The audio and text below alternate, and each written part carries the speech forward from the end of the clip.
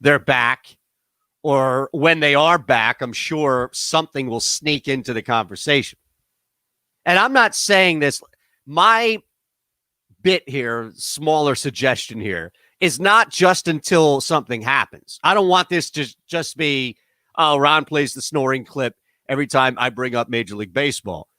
I want it to be Ron plays the snoring clip every single time we mention anything at all related. I don't care if it's somebody hit 5 home runs in a game or Johnny Damon is back on with Asman for another bout that gets mentioned in the New York Times, the Washington Post, the Seattle Times. I don't care. New Orleans Picayune, it can be. But that should be the new mantra now, which is every time the sport gets brought up, there is just an overwhelming sound that you hear, even drowning me out. Like that's ideal in my head. That's what I'm picturing is I'm saying, oh, Major League Baseball, another report about Major League Baseball, they could vote today. And I'm just thinking that you, in your brain, are probably snoring. You're listening, but you're not hearing it because you've been listening to the same stuff over and over again. They were supposed to vote yesterday, but they postponed it because of the COVID test. That's what we're told, but now they're voting today. Not much has changed with the COVID testing. Oh, what a pain in the neck. Seriously.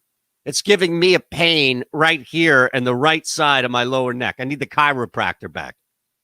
I don't know if it's safe. I think I might have to go. Dentist, I haven't been to a dentist since this whole thing started, and I'm starting to worry. Maybe it's time to head back to a dentist at this point.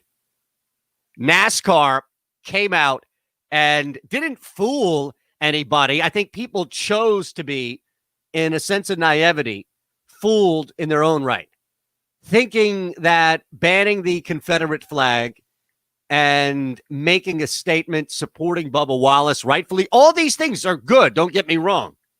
This isn't some polarized conversation where I'm bringing up something to shoot it down. What I'm saying is NASCAR did right initially.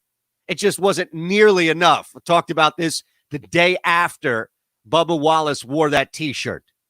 We then furthered the storyline as you had another driver wear a car that was painted Blue Lives Matter, the thin blue line, and a direct contradiction, if you will, or response to Bubba Wallace. And I find that there is very little coincidence to what happened last night, where people are celebrating. This is a fake award show that is basically regurgitating what has been said by protesters, by leaders of the community, by people that we've brought on here, from Xavier Pope to Robert Littell 2 weeks ago. And it was this culmination of an echo chamber of what needs to happen, what needs to happen, what needs to happen. And I'm thinking, when I honestly thought we were past expecting sports to be some sort of catalyst for true root change. It doesn't mean that people shouldn't use their platforms. Absolutely. Doesn't mean that sports shouldn't put out a statement and shouldn't remove the Confederate flag and all of the things that are happening. It doesn't mean that they should not, but we can't set the bar so low that by NASCAR doing it, things have changed. And that is, and I know that I bring this up a lot because Twitter is such an easy target, but that is a perfect direct correlation to the mute block society that we're in, where if you're on social media, you can simply mute somebody. You can simply block, get that nonsense out of my timeline. If you're not going to vote, or if you're going to vote for Trump, then I don't want to talk to you. You get out of my timeline. Mute, block. And then people are shocked. Did you see the tweets last night? People were shocked that there was a noose found in Bubba Wallace's garage. And yes, the specifics of the story definitely indicate that this was an inside job, somebody who had high-level access in NASCAR. Martina Navratilova put out a tweet, and I'm paraphrasing it, about this is another sign, or a big sign, of how far we all need to come. No. People getting murdered in the street by a police officer on film. Brutality that people have been fighting for decades, if not centuries, to cease. You see stories every day. There was one, not even to get too specific, from Atlanta to New York City, all the way up to Buffalo. You see stories all the time about people getting off for that type of behavior, not getting charged, not getting prosecuted, or getting charged, getting fired, and still getting their pension. Those are root problems. Bubba Wallace, what happened to him is a hate crime. But what's going to happen is they'll identify this one individual to purge him from NASCAR, and good, rightfully so. And people will come back expecting that now there'll be change. But the problem that we run into is that you can't remove people's avatars and symbols and expect the base to change. And this is not all right. Ask NASCAR fans, of course. It's not anything like that. But if you remove something, if you take something away, somebody's symbol, and even if they're using that symbol, like we see the Confederate flag, right, as a symbol of hate to justify their own and further their own bigotry, by removing that symbol, which I'm not against, I also recognize that you're not solving the root problem, which is either changing that person's mind or removing it entirely from the sport. And we were reminded that 2 times over. A flag was flown with a Confederate flag behind a plane over the racetrack yesterday. Bubba Wallace had a noose in his garage put up by somebody we assume, based on the level of access that you need, is part of NASCAR. NASCAR, thorough investigation. We need to stop looking at sports to be this root catalyst for change in our society and be less disappointed when they let us down. Honestly, that's the easiest way I can lay it out. It doesn't mean that athletes should shut up, stick to sports. You know from listening to me, I feel the opposite. But when we see setbacks in sports, we have to, A, recognize why, and that's because we've just removed a surface issue. We've removed a banner. We've removed a statue. We've removed a flag. We've taken something down. But we haven't removed the mindset that stands behind that. We haven't done anything except what we thought is stomp them out.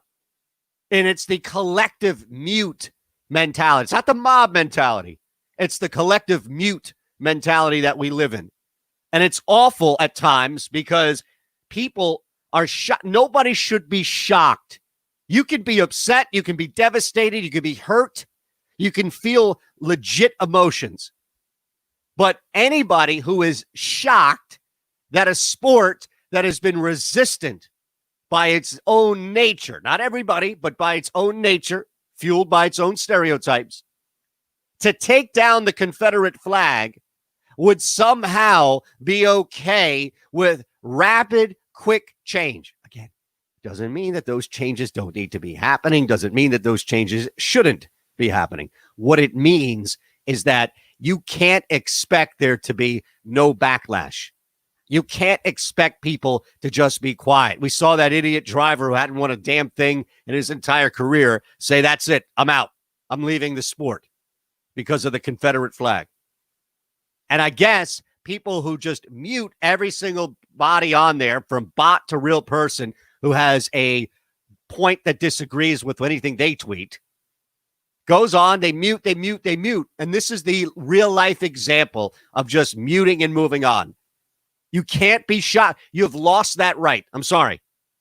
You have lost that ability, at least in my eyes, to turn around and be shocked that something like finding a noose in Bubba Wallace's garage would happen in NASCAR, or that some jackass would fly a Confederate flag to rub it in before the race yesterday. That was eventually postponed till today.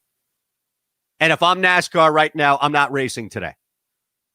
I'm not canceling the race, but I'm not racing today. And I'll explain why, but I just want you, the biggest takeaway from the first 10 minutes here is simply this.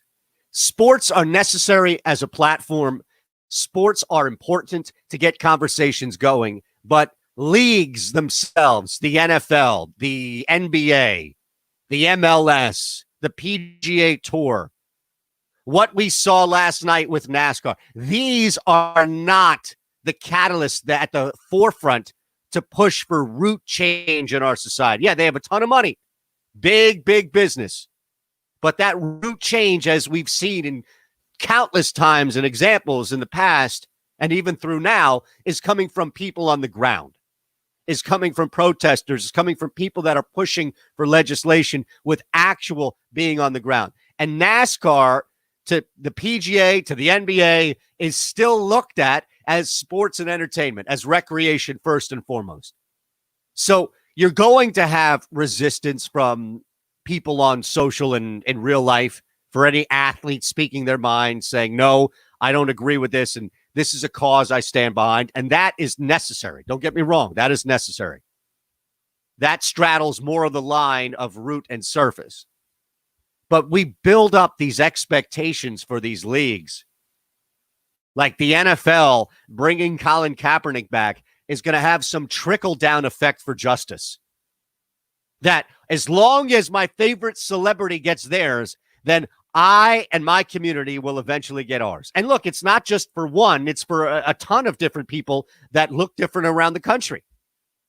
It's just something about this ridiculous, crazy, skewed society that we live in, where the celebrity element of whoever it is carries over to the point in which it's flipped, where people will gather and band together and fight for a celebrity's right to justice over anybody in that group, which is mind-boggling to me. It's disappointing to me, and it's a little sad to me.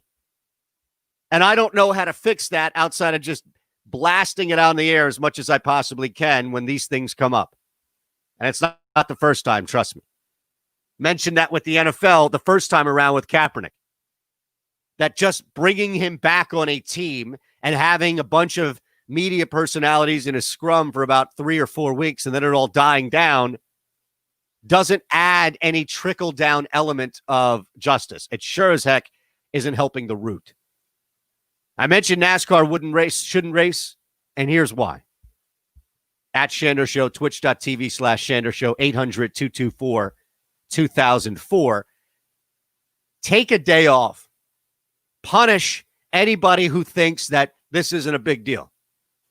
That's the message. It's like what you hear in the Army, right? And the movies or people that serve, I don't know. And I respect and thank anybody and everybody who has. In real life, not the movies. Stripes, I'm sorry. I can't give Bill Murray any extra credit. But you always hear that, right? The Army punishment. One person messes up, everybody else does push-ups. Do that here. There are still people that are following and in this sport that don't think it's a big deal, that don't recognize this as a hate crime, that don't understand the depths and severity of what it means to a movement to have one, and really the only full-time black driver, and Bubba Wallace have a noose in his garage. Take the day off and say it's for a day of reflect. Force people to actually have a conversation they don't want to have. And if I'm NASCAR, I'm pushing it even further, and I'll leave you with this. And I'm telling them specifically in a statement, stop having these conversations online. Start having these conversations in real life. Big weekend in the PGA. We'll get to that coming up next here on The Second Level. Call. So back to baseball. Doesn't it feel like Groundhog Day? It does. Every day, same thing. Every day there's a little bit of news. Yeah. So I bring you a little bit of news. But I feel like I'm on a streak that I don't want to break. I got to bring something to the table about the Major League Baseball negotiations every day. Otherwise, I'll feel like I lost it. The day I don't do it is the day that we're talking about first pitch. Yeah, exactly, when they're finally coming back. So Rob Manfred said yesterday there will be 100%. He guarantees there's 100% chance there'll be baseball. Who's saving? So how can he be so sure that he's going to do this? To refresh the course, it's so funny. I feel like I've repeated this 1,000 times. We should just play yesterday and the day before segment. Take a break. We need a break. You're right. It's like Groundhog's Day, except I'm not getting better at a particular skill. I haven't learned to ice sculpture with a chainsaw yet. Wake Up Call with Tony D and Ron Culver. Weekday mornings. Pharrell. I like hearing the Bundesliga players chirping and the coaches yelling, even though I can't understand a word they're saying in German. I took 1 year of German in high school, and it didn't work out so well for me. Maybe. I didn't do well with their language. But I can say, Guten Tag, bitte schön, auf Zane. Pharrell Coast to Coast with Scott Pharrell. Weekdays from 4 p.m. to 6 p.m. Eastern. Pushing the Odds with Matt Perrault.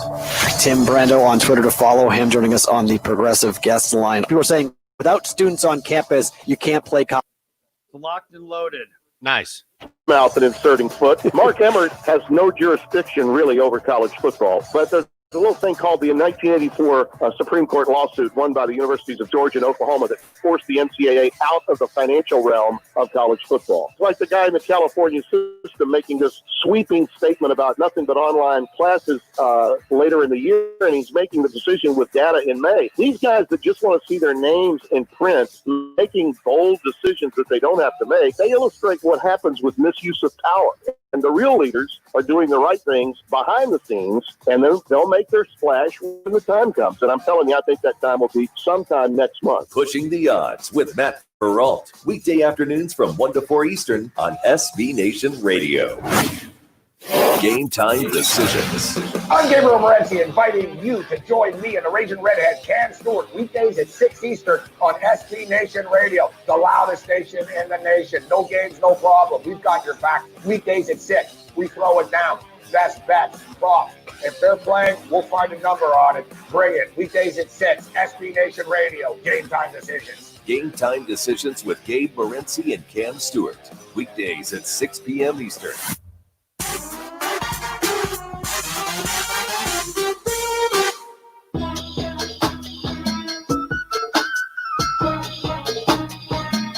You're listening to The Second Level, presented by Rocket Mortgage by Quicken Loans. From the O'Reilly Auto Parts Studios, with way more than the scores, here's Eitan Shander. So, some news real fast. I saw this from Jeff Zilgett, who covers the NBA for USA Today, and this on the heels of the Toronto Raptors. Chris Mannix was the one who tweeted it, so I want to give Chris some props here. It was the statement for the Toronto Raptors that they are, in fact, heading down to Orlando. So Zilgett tweets, and it's at Jeff Zilgett. Positive COVID-19 tests in Florida dropped on Sunday, as did the positive rate. Tests are down from 4664 to 2779. Positive rate for new cases, 11.87% on Saturday, down to 7.74% on Sunday, and was asked about the hospitalizations and death, to which Jeff responded, hospitalizations, Orange County percent rate remains below state rate in terms of all hospitalizations and deaths. So Orange County, of course, is a major focus right now for the NBA. But we all thought, based on what we've been told by everybody but doctors, that this was going to be the new wave of the new epicenter, and this was going to be the start of everybody back to their house. Now, there are some areas in the country, the world right now that remain devastated because a lot of the cities in the countries, like Brazil, for example, are just way too overpopulated and crowded, and there isn't anywhere near enough of a medical infrastructure to deal and treat everybody. And when you're dealing with extreme poverty and people stacked over each other, it's really tough to follow social distancing guidelines. When you're walking out and about in a park and you're going from the park to the golf course, it's a lot easier. When you're stacked upon stacked in Sao Paulo, it's a little more difficult to remain away from people, especially if you're living in households that have 5 to 10 people in it, as I've read multiple times over and spoken to a couple of people that unfortunately are down there and are dealing with a major epicenter around the world of it. Slowing down, and that's what's been expected after what was discussed by a lot of doctors as an inevitable rise in cases once things reopen. This is not, and it looks like right here on the surface, going to impact anything regarding the start of the NBA season. It's really nothing about that. And we'll have to look at where we get reports. We'll have to look at more and more younger people following, going out and about, or just being in highly concentrated areas, as we've seen college football players come back. But again, the biggest thing that we're seeing is these cases, the majority of the younger people that are sports related are coming back, especially in baseball, asymptomatic. Okay, take 2 weeks off, come back and let's talk. That's probably the best thing that you can get away from it. Otherwise, you're starting to think, well, panic. Where is the panic right now regarding the setback or delay of a Major League Baseball season? It's right where it's been. It's two sides unable to get anything going. That's all. It's two sides unable to put anything down at all. And that's the unfortunate element that they can't hide behind, COVID positive tests or not. That's it. Spoke with Will Gray, the Golf Channel, last night, and we'll let you hear that coming up in 6 minutes. Nothing has changed in the world of golf. We caught Will fresh off of Webb Simpson's victory. And we'll talk more about it in length in the second hour. And we have some time to really stretch our arms and break down a bunch of great action, awesome theater in golf. Also, there's been an arrest in South Dakota. Aberdeen, South Dakota was the location of one of the worst, cheapest sucker punches you'll see, where Eagles tight end Dallas Goedert was acting as a peacemaker trying to prevent a brawl. He was holding somebody back, gripping him, trying to prevent any type of physical altercation, like two hockey players who are away from the fight and kind of just standing there gripping each other on the forearms, making sure nobody does anything. The old hockey standoff, if you will. And next thing you know, some coward comes in out of nowhere and clocks Goddard and knocks him out with a sucker punch. First and foremost, no head damage, no bone or structural damage. And you have to say this because the guy's a professional athlete. He's a pretty damn good one on top of that. He's fine. He's out of the hospital. He's fine. But the best part about it, well, after seeing that he was okay, and I should say that the guy who punched him got knocked out as well, in the video at least. The best part about it after those two was seeing all of the Eagles players tweet out, oh, man, here we go. I have to fly out to South Dakota now. I have no doubt that Avonte Maddox, Dallas Goedert's roommate in camp, is somewhere in Aberdeen right now looking for this dude. Maybe he didn't get the tweet that they arrested him. And here's the thing. In case you thought that rumor was just it, in case you downplayed it, I'll read this from Ed Kratz's Twitter account, at KratzE. Aberdeen police released a statement regarding an incident involving Dallas Goedert at the zoo in South Dakota. Now, that's the name of the bar restaurant. It wasn't at the actual Aberdeen Zoo, if they even have a zoo in Aberdeen. Aberdeen's a pretty big city, so maybe they have a, what is it called? A feeder zoo, not like a school. They've arrested Kyle Douglas Hadala of Sarasota, Florida. Florida infiltrating South Dakota, knocking out a local hero. Who raised that state? Everybody in Florida just out there ruining it for the rest of us.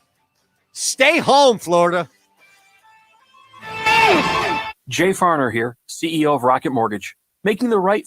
All right, dude, you got about 20 minutes. Okay. Because the interview is about 15 plus commercials. 2 commercial sets. So okay. Anything you need from me? So now is a great time to call. No, I can't think of anything. Did you guys do this? I tweeted it out and basically took over my show yesterday. 8338 Rocket. But did you guys do this Rotten Tomatoes thing? Learn more. No, what Rotten Tomatoes thing? Oh my God! For setting it an MLS number. Okay. Well, we'll have to talk about this at 12:10. Can make people feel disconnected. I went from 12:40's open, so I can just reset the top stories then. Okay. I was thinking I'll probably do that. Fortunately, CDW if can we don't help have a your guest, employees stay connected. kind of take by 12:40 implementing a is just secure like, by design recap Google the top Chrome 3 things Enterprise going on. solution that protects every Chromebook. But I just sent you this. Rotten Tomatoes had Mr. Whiskers sounds very demanding. like orchestration a bracket of like People who 64 get it. Find out HBO more at shows. CDW.com/Google. And everything from the seeding to who's My in the name is final Megan is just Eddings, off. and I am It's not only the ridiculous. founder and Westworld CEO of is up Excel against Game of Lifestyle, Thrones but I in am the the finals. chemist who invented the Prima Which means that The antibacterial Wire, face mask. Sopranos, Research Oz, shows that Deadwood, wearing a all face these mask will shows, drastically reduce the Curb, spread of coronavirus. Westworld beat In some cities, Deadwood, wearing a face Curb, mask and The is Wire. mandatory. At Excel Lifestyle, And this is we want Rotten to help Tomatoes keep of all you and places. your loved ones safe and healthy.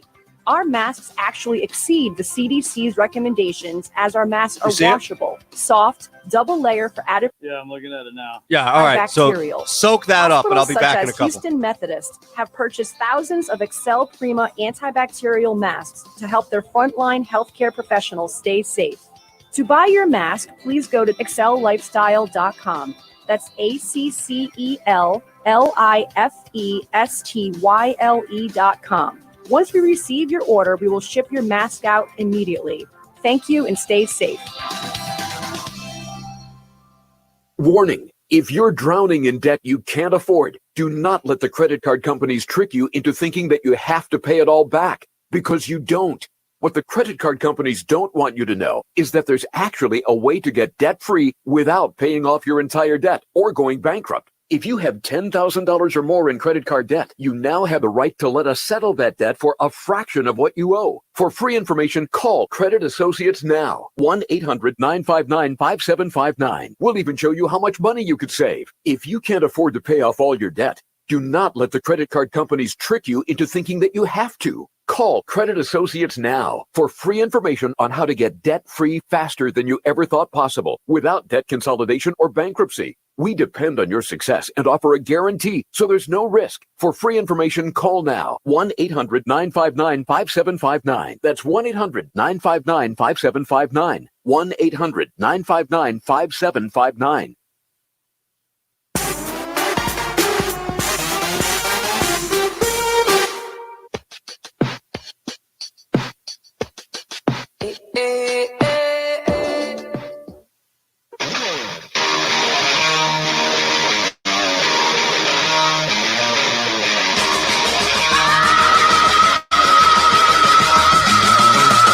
This is SB Nation Radio, and SBNationRadio.com. presented by Rocket Mortgage by Quicken Loans. Live from the O'Reilly Auto Parts Studios, here's Eitan Shander. Just imagine what happens when you add the explosive ingredient of Tiger Woods into the mix. 2 straight weeks of amazing golf. It came down to the wire. Webb Simpson takes it. We gave you the numbers before the break, and now we bring in an expert. Will Gray covers all things golf at the Golf Channel, golfchannel.com. You can follow Will on Twitter at Will Gray, GRAYGC, at Golf Channel as well.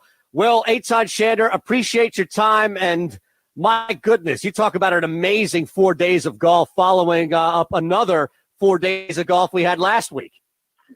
Yeah, Eitan, good to be with you. That was definitely a thrilling finish. I know that whenever I play a twilight round, I definitely do not make as many birdies as those guys just did. They were hooping it from everywhere. It was fun to watch, and as you said, it's certainly been an exciting start to the PGA Tour resuming its season.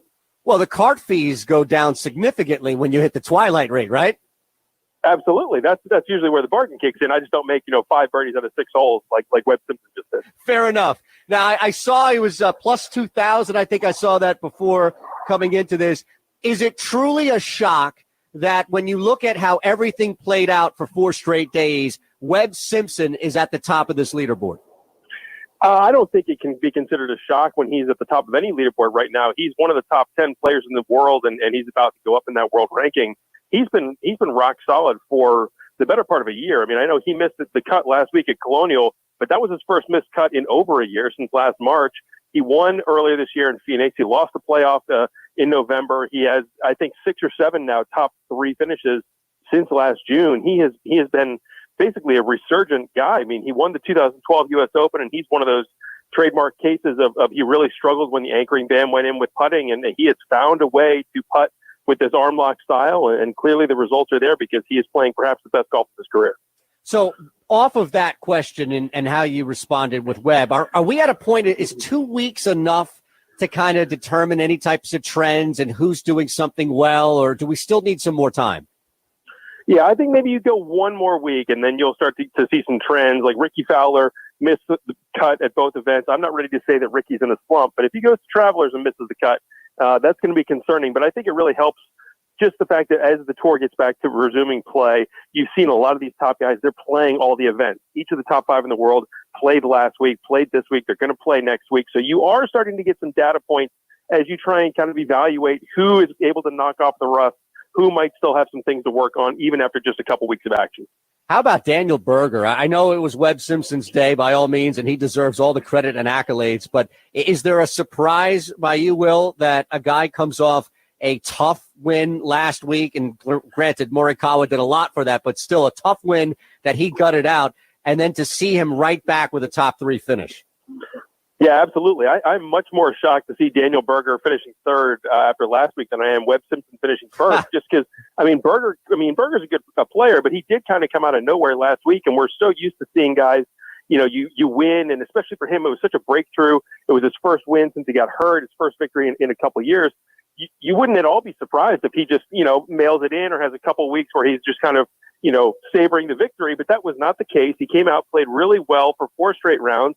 And now he is pushing Tiger Woods' record in terms of the most consecutive rounds under par. He hasn't had a round over par since October. This guy is really, really playing some great golf, and now the results are starting to come in accordance with just how well he's been playing. Do you think he can keep that up? I wonder, and I haven't seen anything come out yet for the next week, assuming that he's going to continue to play and not take a week off, but Is there almost like this Cinderella feel that it's going to run out and midnight's going to strike? No, is that the right? Yes, right. Midnight's going to strike, or I it's been a while, so I have to make sure I get mine right. Or do you think this is something consistent where he'll be hovering, and maybe if you get some good value for Berger next week, it's worth taking? Yeah, I don't know that there's going to be a ton of value next week just because we're going back to a place where he's played well. If you remember back a couple years ago, Jordan Spieth had that dramatic hole out from the bunker to win the tournament. Yes. Well, that was in a playoff over, you guessed it, Daniel Berger. So he has played well at this course before.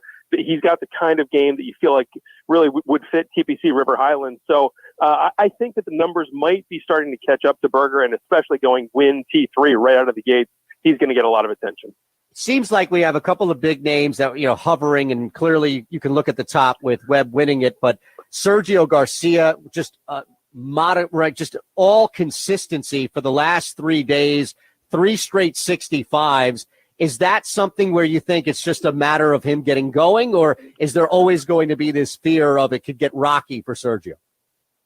I kind of see that as a step in the right direction with him. He's one of those guys where you wonder how is he going to come out of the break. He's 40 years old now. He's certainly got more golf behind him than in front of him. His wife had a baby just a couple months ago, so he's been dealing with newborn insomnia during quarantine. There's a lot of factors that you don't really know how a guy's going to respond right out of the gates. And so when you get, not just a great round, it's different if a guy shoots a 61 or a 62 versus, as you said, Sergio put together a couple of really good rounds.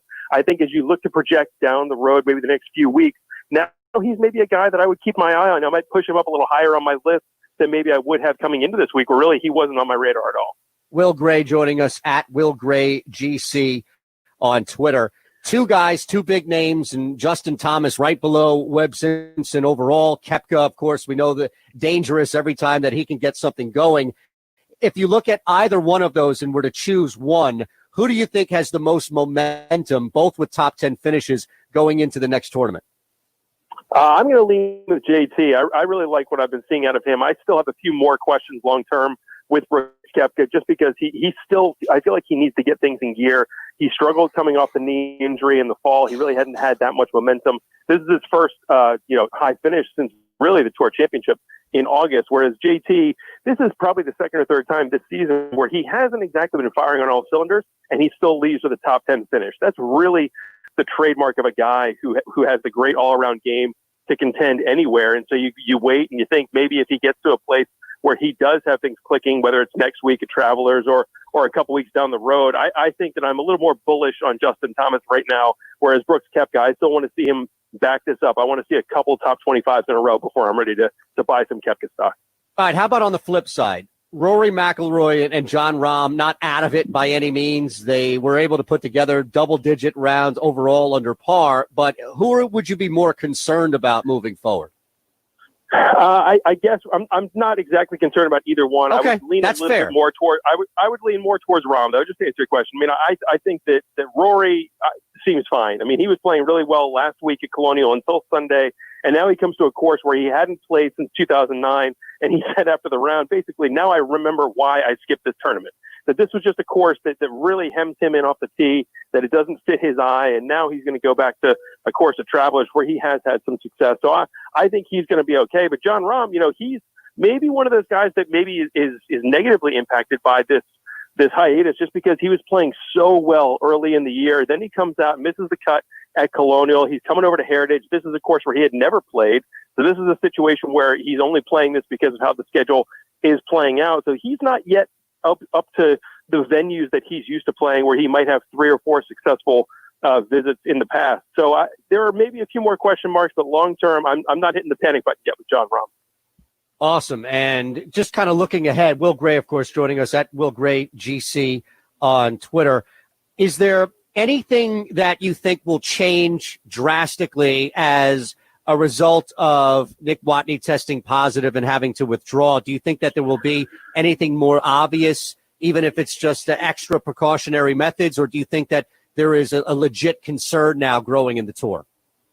I think that this is going to be a little bit of a wake-up call. Talking to some players earlier this week, I think that not only him testing positive, but the fact that he did so in the middle of the week, I think is going to ring some alarm bells for these guys, because there was a sense of, letting down your guard a little bit once you get on the tournament, because every player and every caddy had to test negative to be able to play. And so you feel like, okay, I should social distance, but maybe I don't have to. But now all of a sudden you realize that negative test on Monday or Tuesday doesn't guarantee that you're still going to be negative on Thursday or Friday, as was the case with Nick Watney. And so I think that as we go forward in these next couple of weeks, I think that's definitely going to be something where guys are maybe a little bit more on their guard. They're paying a little bit more attention to how they conduct themselves on the course, off the course. Do I get takeout, or do I go sit down and have a beer in the restaurant, that sort of thing. I think that that's where it could be a factor.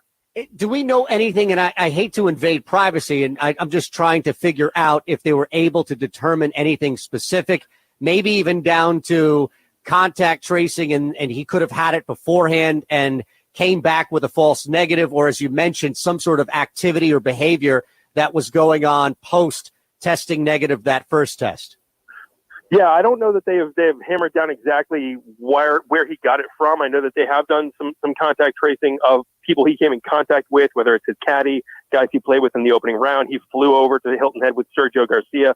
All those contact tracing tests turned up negative, at least in the short term. So that's a good sign. But it is interesting to see that, the symptom that he had basically went to this Whoop bracelet that he has, is kind of a souped up Fitbit, that it monitored his respiration in his sleep and gave him an alert that there was an alert where he had more than 2 breaths per minute, more than he usually does. And so that's what triggered him to say, hey, something's up, I need to get checked out. It wasn't necessarily that he had this huge coughing fit. He woke up Friday morning and, the bracelet is doing its job, and it's knowing that something's up in his system. So I don't know that they know 100% yet where he got it from, but at least in the aftermath, that the other negative tests in terms of contact tracing, that's definitely a good sign for the PGA Tour. What type of protocol is there? So you come into town, you test negative, you're good to go.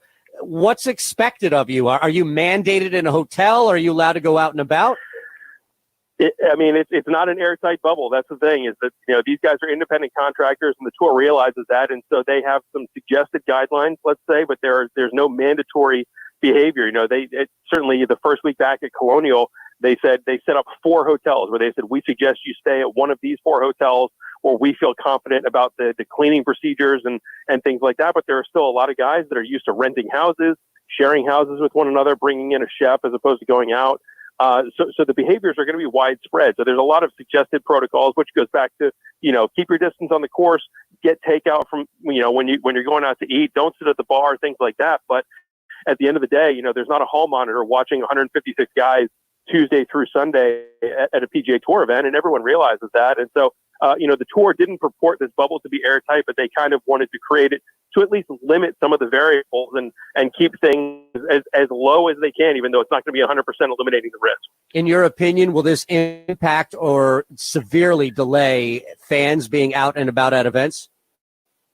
No, I still think that the plan for the fans at the Memorial next month is going to be the exception more than the rule. I think that the tour, when it comes to fans, they're going to defer to state and local guidelines. And I think right now, especially with the landscape we've got, a lot of places have cases on the rise where you're looking at future PGA Tour events that it's not going to be conducive to having fans, even at a limited amount. We know already that the PGA Championship in early August is going to be without fans. The 3M Open at the end of July is going to be without fans. So right now, the Memorial is going to be the only one potentially with fans until at the earliest, the middle of August. So I think that this fan-free environment is something that players and spectators and TV viewers alike need to get used to. Two quick ones, Will, and I appreciate your time tonight, really, especially after a crazy weekend and an insane end. Any early prediction for next week?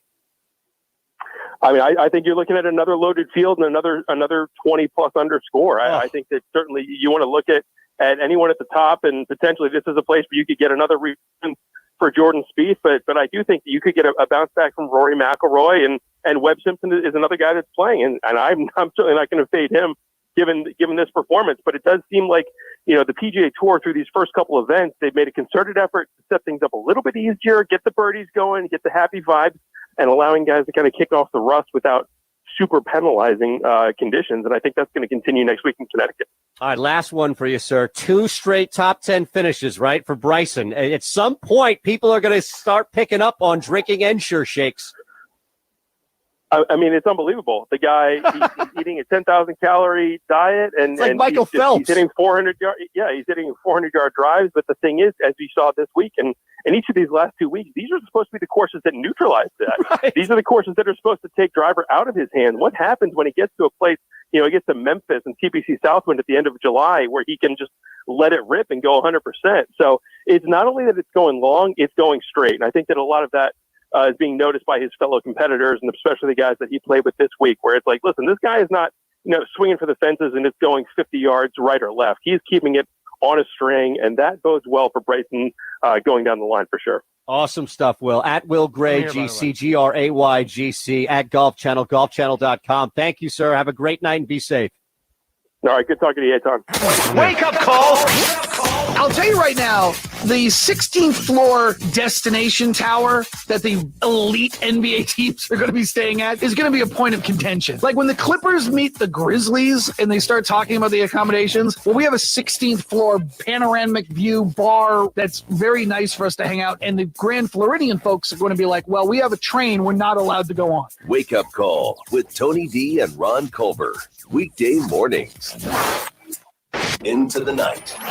Tim Kirchin on the line with us from ESPN. You've been around this a long time. Have you ever seen anything this crazy when it comes to two sides trying to get together to figure out how to restart their sport? No, Tony, I haven't. I covered the 81 strike, and we didn't have, stories every 20 minutes seemingly, but that's what we have here, and this is why it's so much more difficult to make a deal, because everything that comes out becomes a gigantic thing. Just a small note becomes a big story, and that's just the nature of our business day. But you don't have to go that far back. When Michael Weiner ran the Players Association, he was so good at this that a CBA was negotiated, and no one really knew that they were really, really underway, and suddenly it was over. That's the way it should be, but it certainly doesn't work that way today. Into the Night with Tony Bruno and Harry Mays. Weeknights at 10 Eastern. Pharrell. The Raiders making almost, $500 million in PSLs in their new stadiums. I always told you, they're going to be the most profitable team in the NFL one day. Count on it, because of Vegas and because of that stadium and the amount of events they're going to have there, and Super Bowls and Final Fours and everything else. Just the Raiders alone are going to make so much money, make your head spin. Pharrell Coast to Coast with Scott Pharrell. Weekdays from 4 p.m. to 6 p.m. Eastern. The Jake Asman Show. I just got an email from Walmart that this bicycle I've been trying to order, a specific model of bike. I want a bike. I want to just have something to do in the afternoons when I'm free after I do the show. So I'm like, oh, I'll buy a bike. It'll be fun to ride around my neighborhood. There's some bike trails nearby. This will be great. My idea to get a bike started during the quarantine period when I wanted to get some exercise because all the gyms were closed. Here was the problem. Everyone had the same idea. There were no bikes left in the city of Houston.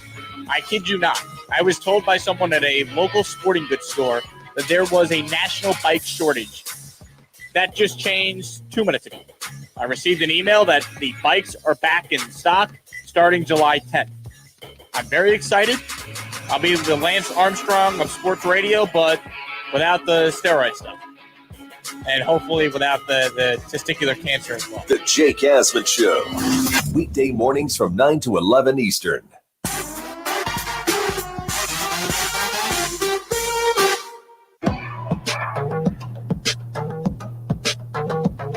Dealing with the root of the issues. It's The Second Level, presented by Rocket Mortgage by Quicken Loans. From the O'Reilly Auto Parts Studios, here's Eitan Shander. So there's more from the Dallas Goedert video. This is from Eagle Maven, SI.com. Sources have indicated that a group had been goading Goedert and his party of family and friends, and Goedert appeared to be playing peacemaker when the punch was delivered. Ha! You didn't need that. I told you that yesterday. From the looks of the video, Goedert is fortunate that more damage wasn't done, and they cite the hospital report. A newspaper in Aberdeen called the American News said police in the aftermath of the incident were checking local hotels for a group from Florida with a rental car with plates from Sioux Falls. Who is going up from Florida to Aberdeen, South Dakota to vacation? Am I missing something? There has to be friends or family. You have to have married into that. It's no knock at all on Aberdeen, and it's no knock at all in Britain where Dallas Goedert is from. But I thought the whole point of living or moving to Florida is that you don't have to travel anywhere else. Do people go from Florida to Vail, to California, to Seattle? I don't think so.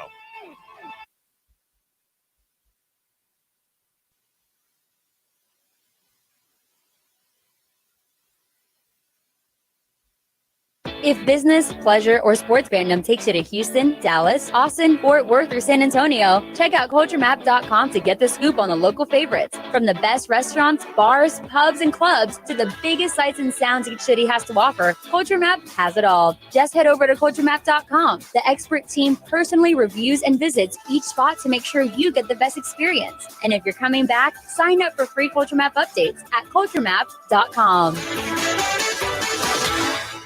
If business, pleasure, or sports fandom takes you to Houston, Dallas, Austin, Fort Worth, or San Antonio, check out CultureMap.com to get the scoop on the local favorites. From the best restaurants, bars, pubs, and clubs to the biggest sights and sounds each city has to offer, CultureMap has it all. Just head over to CultureMap.com. The expert team personally reviews and visits each spot to make sure you get the best experience. And if you're coming back, sign up for free CultureMap updates at CultureMap.com. Wake up call. Elon Musk is a brilliant guy. We'd all agree, right? Oh, yeah. Have we talked about what he named his kid? No, I don't think we ever did. How do you pronounce this? I mean, I don't know. I can't wait till this kid's old enough and he goes, I'm changing my name to Michael. And they go, oh, yeah, what was your name before? I'm Elon Musk's kid. Yeah. You tell me. Do we have to call him the artist formerly known as Elon Musk? Yeah, maybe? exactly. You might know my dad as this super brilliant billionaire scientist. I know him as a lunatic that named me an unpronounceable name. What I want to know is when they yell at him, what are they saying? Yeah, right. If I'm his kid, I go, until you can properly pronounce this nonsense, I'm going to do whatever the hell I want. How about that? So good luck, Mom and Dad. I'm going to go smoke and drink and drive a car at 10. Bye. Wake Up Call with Tony D and Ron Culver. Weekday mornings. Game Time Decisions. What's up, everybody? I am Gabriel Morency inviting you. No, I'm not inviting you. I'm telling you. Join me and the Raging Redhead Cam Stewart weekdays at 6 Eastern as we throw it down on the loudest station in the nation, SB Nation Radio. It's Game Time Decisions with Gabriel Morency and the Raging Redhead Cam Stewart. Weekdays at 6 Eastern on SB Nation Radio. Bring it. Game Time Decisions with Gabe Morency and Cam Stewart. Weekdays at 6 p.m. Eastern. Into the night. Ladies and gentlemen, the man, no matter what they're paying him at TNT, it's not it enough. Ain't enough. The great Charles Barkley. Chuck, you said it earlier. Shaq said it. They shouldn't bother to even finish this season. Do you still believe it? I know you said that they are going to play. Do you still believe that it's not worth playing? Listen, I'm 100% sure they're going to play, just from what I'm hearing from my people, but I just don't know how it's going to be safe. I really don't. I would hate for something bad to happen, and I would hate to see one of the stars get hurt and they lose in the first round or second round of the playoffs to an inferior team. Let me tell you something. You can have 100 players on a team in the NBA. If you lose Giannis, LeBron, James Harden, Russell Westbrook, it don't matter about those other 99. That's the thing that scares me. If Giannis gets sick and has to miss the first round of the playoffs, the Milwaukee Bucks are not going to win. They're out. That wouldn't be fair at all. Into the Night with Tony Bruno and Harry Mays. Weeknights at 10 Eastern. Wake up call! It's really weird how gambling is now embraced and everyone acts like they never hated it or bothered by it before. You know what else is getting that same love? Weed. Same thing! For years it was taboo, and now we're getting to that point like, it's not that bad. No, it's not that bad. Same thing with gambling. Which my state will legalize it. Yeah, right? There's a lot of people doing this. Okay, all right, Wake Up Call with Tony D and Ron Culver. Weekday mornings. The second level. I'm trying to be more conscious about what I'm eating, what I'm drinking, and cutting back beer. And so I tried something 2 weeks ago, and ever since, it's all I drink. Do you want to guess what it is first before I explain it to you? Because it's something that if I'm admitting, it's going to be something where people are either going to make fun of me or judge me for it. White Claw. Absolutely right. Ron stepped out. Oh, okay. For a second. Oh, good. Hot sun. You're walking 18 and you're drinking cold. No, it's Sean. Sean, sorry. Yeah. I don't think we've ever talked. So nice. Good to meet you. Nice to meet you, man. Shamed at the golf course for just walking around with 6 or 7 White Claws. Now, does that make me immediately one of these crazy girls that you see on video in the Hamptons? Oh my God, my White Claw. Are you judging me right now? The second level. Weekdays from 11 a.m. to 1 p.m. Eastern. Into the night. Bruce Arians, head coach of the Tampa Bay Buccaneers. Coach, how did the whole Tom Brady thing come together for you? We did our due diligence, and all the guys that were expected to possibly be in the free agency, we broke them all down. And, he was at the top of our list. And then when he decided to leave, we made the phone call, and he and I hit it off pretty good and started working on contracts. And he was interviewing me as hard as I was interviewing him. Into the Night with Tony Bruno and Harry Mays. Weeknights at 10 Eastern. Jay Farner here, CEO of Rocket Mortgage. Making the right financial decisions has never been more important. When you turn to Rocket Mortgage, we can help guide you to those right decisions now, when they matter most. Mortgage rates are near historic lows, so now is a great time to call 8338-ROCKET. And if you need some extra money, a cash-out refinance could give you that financial boost you're looking for. Call today at 8338-ROCKET or go to rocketmortgage.com to learn more. Call for cost information and conditions. Equal housing lender. Licensed in all 50 states. NMLS number 3030.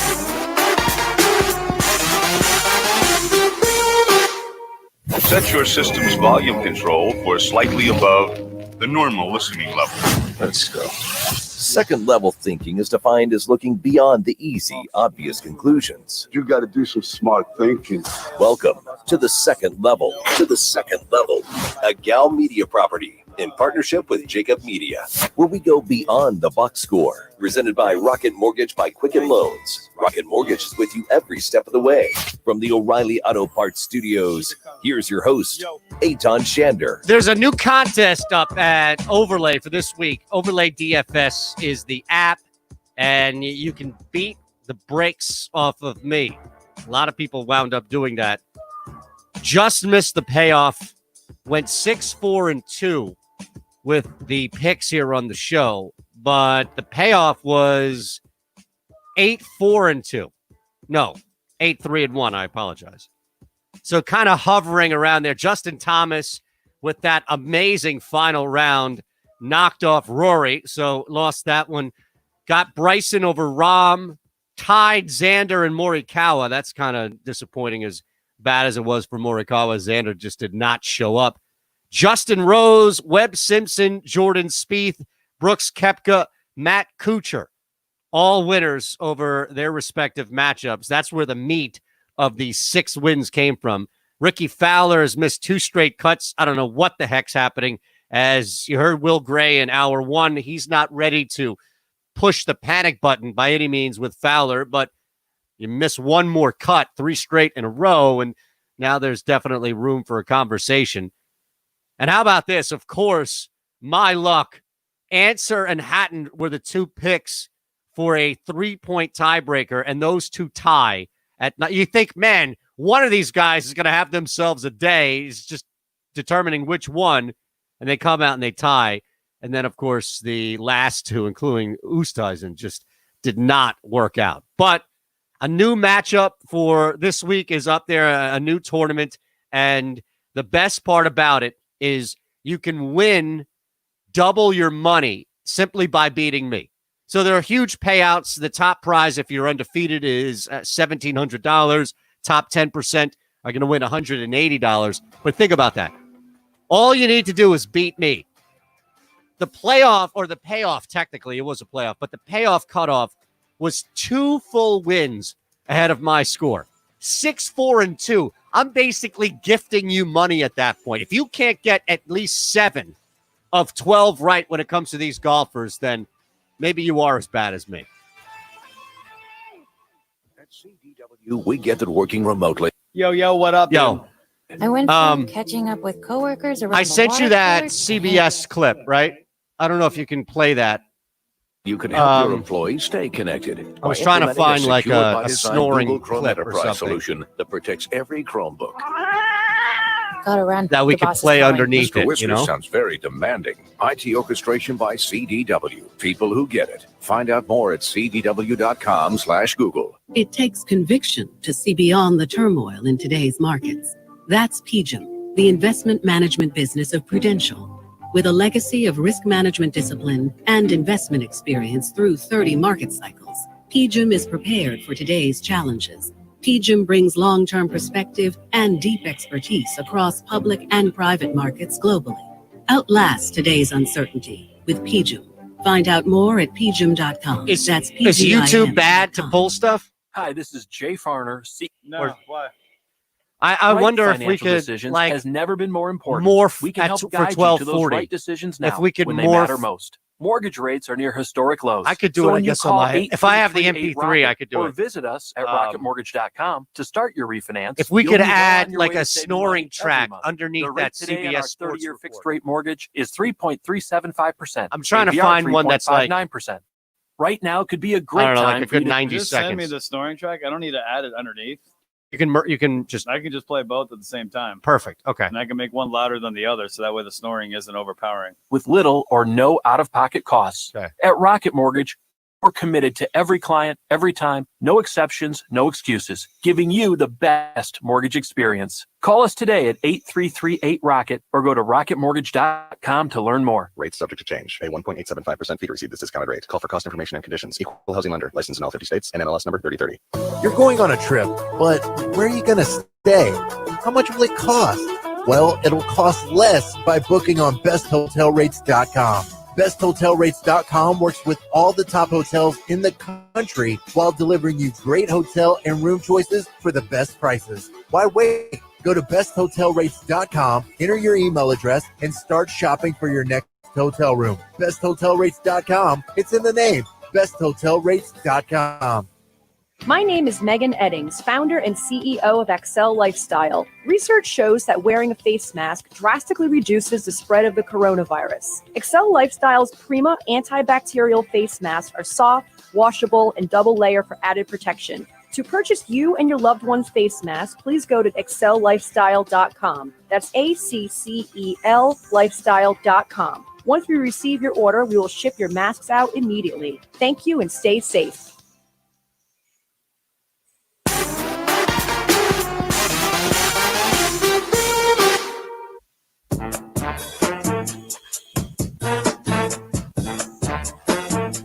Scratching beneath the surface. It's the second level, presented by Rocket Mortgage by Quicken Loans. From the O'Reilly Auto Parts Studios, here's Eitan Shander. So big story in NASCAR. noose is found in Bubba Wallace's garage. We'll touch on that a little more as we dove deep in the first hour at 12:40 Eastern time and update you on what's happening with Major League Baseball, which is nothing. In fact, we've added a nice element to kind of encapsulate where we are right now with these Major League Baseball discussions. And the NBA is back. The NBA is heading on down to Orlando. You saw Orange County is dropping in some cases, at least today. And the Toronto Raptors have announced that they, in fact, are heading down. Two things in the NFL that happened over the weekend. Jamal Adams kind of led us into the weekend with his hopes and wishes to be traded. I know the Philadelphia Eagles were on that list, and it set the city ablaze that the Eagles would have a shot at trading for Jamal Adams. And yes, sign me up. If you want Zach Ertz, we now know Dallas Goedert can take a hit. So if you want Zach Ertz and 2 first-rounders, one now and a future first-rounder, go ahead. Jamal Adams, game changer at the safety position, especially for a team outside of Malcolm Jenkins, who has yet to replace that void left by Brian Dawkins. Yes, sign me up. Adams now wants to become a Cowboy, as we saw this video go viral, where a fan in Texas in a parking lot recorded video asking Adams, quote, "You want to come to Dallas?" Adams responds, "I'm trying, bro." Now, he hasn't been granted any permission to talk to anybody. This is all a viral video of him talking to a fan. But it would be a homecoming, if you will. The other storyline, also including Dallas, has to do with Dak Prescott, who is signing this franchise guaranteed tender. And he'll make the $31.4 million this year guaranteed. He'll also, unless, of course, they can negotiate a long-term deal and push some of that off this year. But the bigger thing is he is guaranteed to himself and the team by signing this franchise contract. He will be there come the start of camp. So COVID aside, Dak's going to be there. And this is just a fascinating, compelling hypothetical. The easy answer is, well, they'll work something out. Or they don't work anything out, and Dak Prescott balls out this year, and he has all of this leverage back on him to be the highest or one of the highest paid quarterbacks in the NFL. And that's the nature of what happens for every single quarterback that is worth somewhat of their weight when their contract comes up. Andy Dalton, some of these guys, it's obvious, but in the case of Dak Prescott, he's more in the Carson Wentz camp than he is the Andy Dalton camp. The compelling theater begins with the hypothetical of they don't work anything out. Now what happens? Now what happens if you're the Dallas Cowboys and Dak Prescott doesn't ball out, or Dak Prescott gets hurt, or Dak Prescott has a horrendous season? The Cowboys go 8-8. The Giants sneak in there at 9-7 and fighting for a wild card spot, and the Philadelphia Eagles win the division. What happens then? This Cowboys team is not any true beacon of stability. It's not like Jerry Jones has a long list of stable and mentally sound business decisions when it comes to bringing in people or keeping people or letting people go. And while you can argue that it's more a blip on the radar than it is a true cause of concern, and that's who Dak Prescott is, if he gets hurt, that might be enough to move on. If they don't make any deal, July 15th is the deadline. If there's no deal in place, I would fade everything Dallas as fast as humanly possible. The only thing I wouldn't fade would be futures for, what's it called? I would say Ezekiel Elliott's rushing total would be the one future I'd stay away. That would be the one. Everything else I'm fading. I'm fading the win total. I'm fading them and taking the Eagles to win the division. I'm fading Dak Prescott's totals. I sure as hell am staying away from Dak Prescott winning the MVP. And there's actually some pretty decent value. I think I saw it at 18-1. speaking of value, insane value, and we'll touch on this at 12:40 Eastern. Our top 3 of the day will be Bubba Wallace, Webb Simpson, and Major League Baseball. My entire show yesterday was derailed thanks to Rotten Tomatoes. And I know, as Ron Culver will tell you, that it's very easy to knock me off everything when it comes to my plan of action, if there even is one on a day-to-day basis. Some will believe that there isn't. But yesterday, I saw Rotten Tomatoes, and let me start with the end. I'll work in reverse like Memento. I will never go to Rotten Tomatoes again because I can't trust Rotten Tomatoes anymore. Rotten Tomatoes has destroyed any credibility. I don't know how much they had left. I don't know if they had a ton, whatever it may be, but their account on Twitter has been muted by me. And there is no reason, I can't find any reason in my brain why I'll ever go back to Rotten Tomatoes again. Now, what could they have done which would have been so egregious to push Shander over the edge? They created this NCAA round of 64 type bracket of every HBO series ever made. And they threw them all in a pool almost on purpose, where they had ridiculous first round matchups that made no sense in order to push as much recency bias as possible to get a final of the all-time top 2 HBO shows going head-to-head where people can still vote. There's still time to vote. Westworld and Game of Thrones. Okay, are those the top 2 HBO shows of all time? Of course not. Yeah. So I don't get what the narrative here is. And I agree with you. Some of these first round matchups are terrible. Can we start with the worst, which is Oz versus The Sopranos?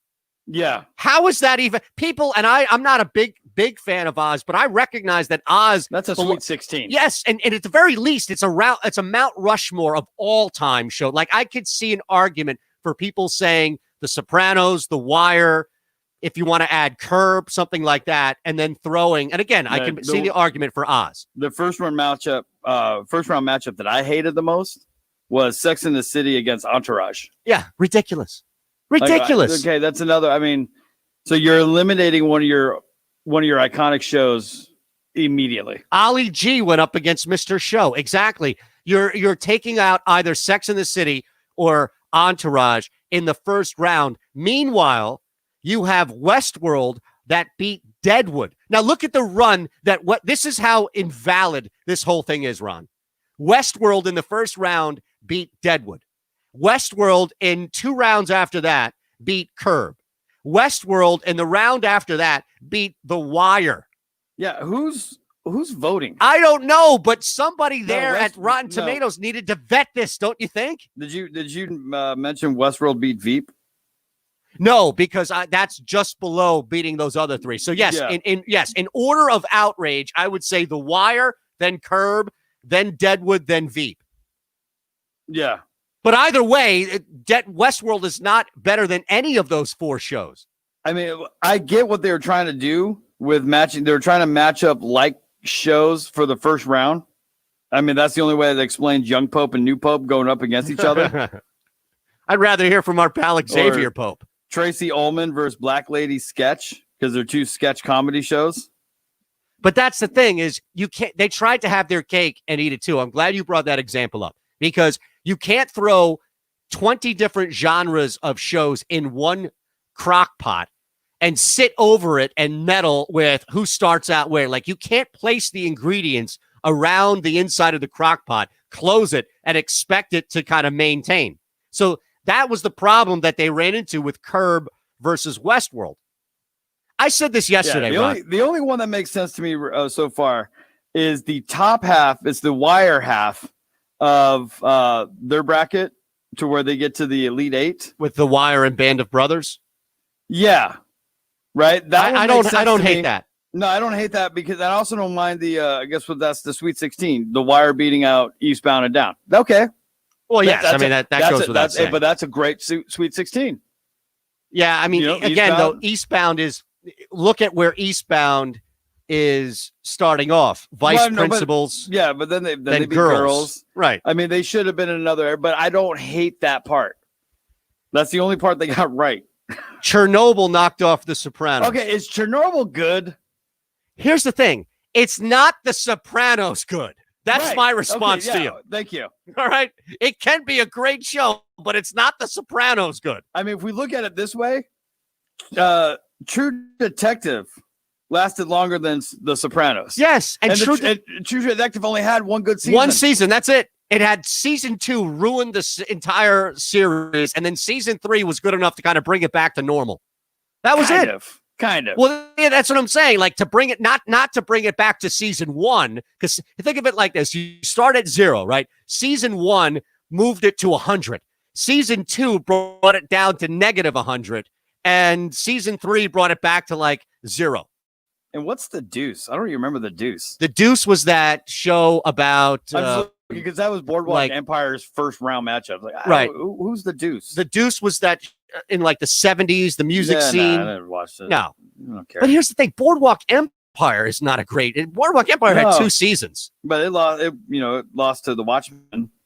Well, here's the thing: The Watchmen, again, I think is a new show. It's really good, but like Game of Thrones, it's going to be tough to mount it against an all-timer.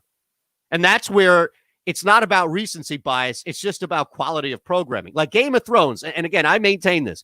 Game of Thrones had 3 epic seasons, real epic seasons, 1, 2, and 6, where you can look at those 3 seasons for Game of Thrones and say, that's what makes it an all-time show. Unfortunately, they had 5 seasons in which it either struggled or was just nearly unwatchable.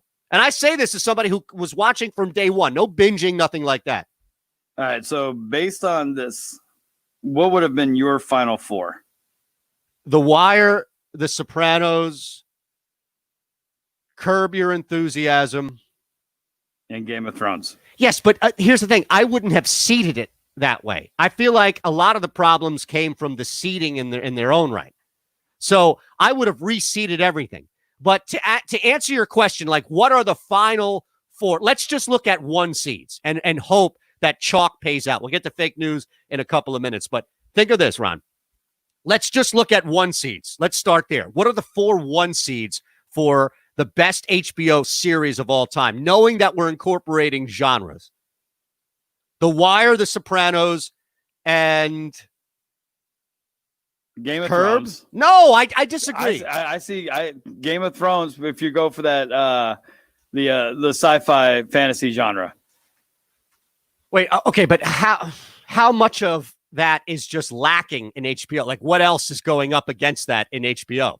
Just because it's I look at all the other shows. You were picking 4 number 1s, right? Okay, I'm saying Game of Thrones. They're the 3rd, 4th. And what's your 4th? I think for me, I think we have to have The Wire, The Sopranos, and Oz in there. Those shows kind of birthed what we're talking about. I don't think you want Oz in there, though, right? No, I wouldn't put Oz. Oz is like the high number 2. I like. I don't mind Oz as a high 2 seed. I think you have to put Curb in there. Yeah, I think you got to go Curb. Okay, so those would be my 4. Would be Sopranos, Game of Thrones, The Wire, and Curb. I would replace 4 distinct shows that all deserve number 1. I would replace Oz with. I guess technically Game of Thrones is how you would say it. I would replace Game of Thrones with Oz, but I think our other 3 are fine. Now, here's the thing.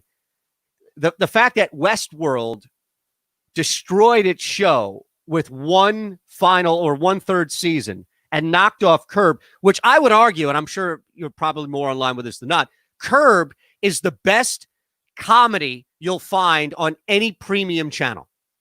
Any pay-per-watch channel like HBO or anything like that, you won't find a better comedy. In fact, I don't even know of another. Well, comedy. anything like what you would find on Showtime, Stars. No, or I know HBO. what you're saying. I just don't know another comedy. Think about what Curb had to do. Curb had to come out of the cloud of the most successful sitcom of all time and tell everybody for the first year, we're not Seinfeld, we're not Seinfeld. But we're kind of like Seinfeld. But we are, but it's not a reboot or it's not a redo. They distanced themselves from it. No, it's just the creator is acting very That's much it. like the main character of Right. Seinfeld. You get to But see we're what not George Seinfeld. Costanza. Well, that was the beauty of it. Meanwhile, Westworld just took a movie and redid it. All right, we'll hit fake news next with Ron on the second level. Into the Night. Here with Phil Simms, Into the Night. All right. Yeah, this list is shit. On Phil It's Simms terrible. and Bill Parcells. The whole and the Parcells Giants. era with the Giants would be Exactly. fascinating. How can that not be a 30 for 30, Phil? Well, one, it's I don't care what anyone says. Entourage is higher on this list for me. They're at least in the Sweet 16, if not Elite 8. this. Played under Bill Parcells for 8 years. Of course, we had great. And see, what I want to know is who voted. I know. Like, how did it get to this point? Like, who decided on the seating? Because all those people need to be fired. F and Sims. It never ended. Well, you can spell Phil with an F, depending. Well, I guess you can. Yeah. One of my teammates once said, you should just write FS, so like Lawrence Taylor does LT. And I go, what? Excuse me, what'd you say? He goes, FS. I said, I thought I heard you say that. Into the Night with Tony Bruno and Harry Mays. Weeknights at 10 Eastern. Pharrell. Coast to coast! You know SB Nation's taking over the world, right? Why, of course. It's Pharrell here from Sports Grid. Here's what happened. They signed Pharrell Coast to Coast and Morency Game Time Decisions, put it on from 4 to 7 Sex and the City East, lost and too, then right? Isn't that everybody else HBO? in our path. Yeah, but Sex and the City beat Entourage. Absolutely. In the first round. And it's a lot of fun. This is going to be good. Wake up call. The Carolina Panthers held a poll on Twitter asking the fans who the GOAT of the franchise has been. And they You ready said- for the choices? Yeah. Julius Peppers. Julius Peppers. Steve Smith. Steve Smith. Luke Kuechly. Luke Kuechly. That's it. I'm done. That's it? Really? Are you noticing a glaring omission? I know, right? Really? Well, I think the only MVP they've ever had. I know. A guy who's still looking for a job. Number 1 overall pick who actually lived up to the hype. He was the franchise face. Cam Newton, it was 15-1. MVP led them to the Super Bowl. Yeah, not good enough to make their GOAT list. I'm not going to take anything away from Julius Peppers, Steve Smith, Luke Kuechly. All fine players. He's at least put Jeff. Cam Newton in a poll of the greatest he's players in bound the it down, franchise not history. Come on, Carolina. That stop show it. fell Wake off. Up That Call third season with was Tony off. D and Ron Culver. Weekday mornings. Headed to Texas to watch your team play, but don't know where to go for that pregame drink? Visit CultureMap.com for all of the hottest spots in Houston, Austin, Dallas, Fort Worth, and San Antonio. From the most popular bars to those favorite dine-in gems, Culture Map has it all. Then before you leave town, why not visit some of the best places to shop or see some of the sights? Culture Map has extensive coverage on all the things to do in the city you're in. So check out CultureMap.com. That's CultureMap.com.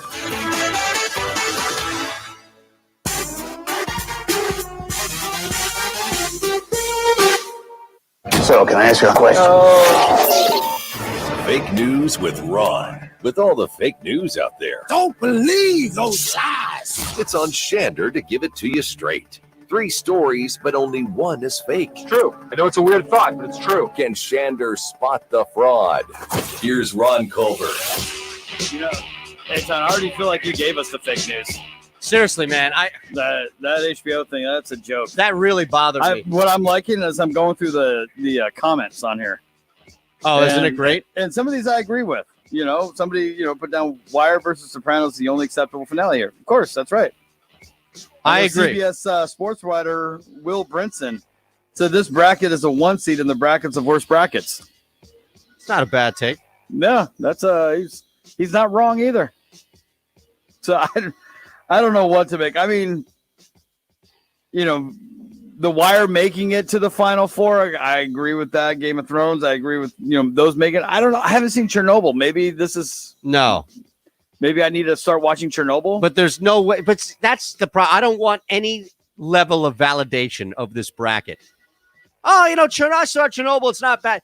The idea of it is that Chernobyl is better than The Sopranos, and that's not something that I can wrap my head around.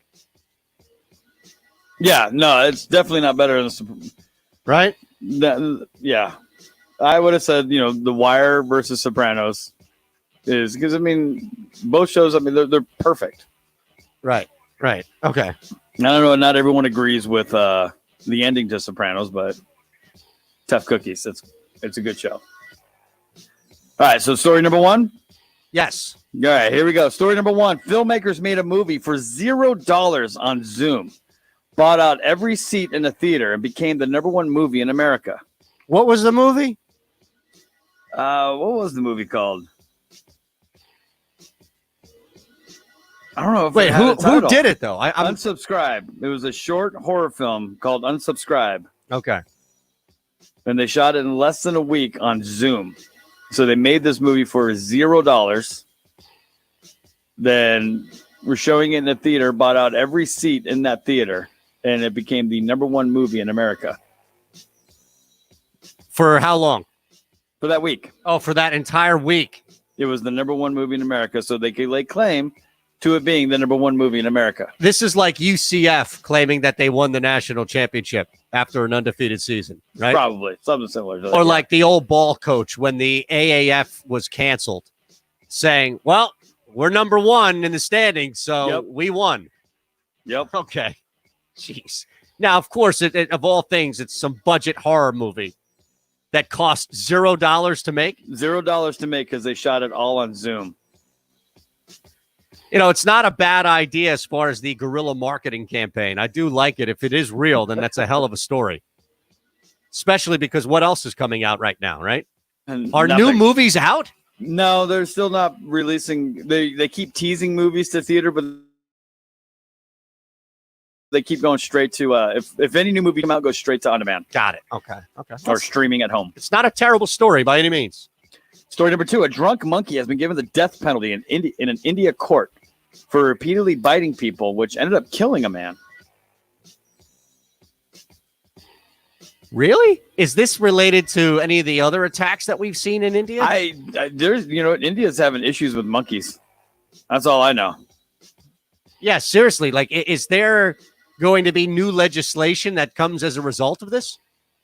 Well, one would probably be stop. We need to have a AA for monkeys now.